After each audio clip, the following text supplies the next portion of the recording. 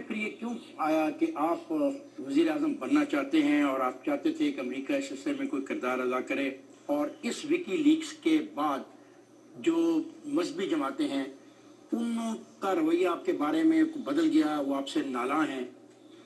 न इस वजह से कोई नाला है और न इस खबर में कोई सदाकत है।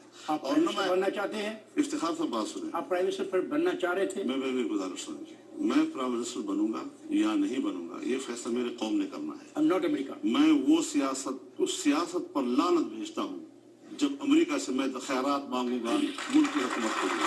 ये पैकिस्तान ने फिर ये बात काहे को रिपोर्ट की आपके हवाले से? तो वो आई थी मेरे दफ्तर में, मेरे चमर में आई थी, वो कोई खुफिया बात तो नहीं है। आपसे मिलने आई? हाँ, मेरे से मिलने आई। क्या उनसे कहा कि आप वजीर आजम बनना चाहते हैं? ये मैं कह सकता हूँ, आप मुझे जानते नहीं है, खुदा के बंदे जिंदगी मेरी आपके साथ गुजरी, इसकी तवक्को आप कर सकते हैं मुझसे?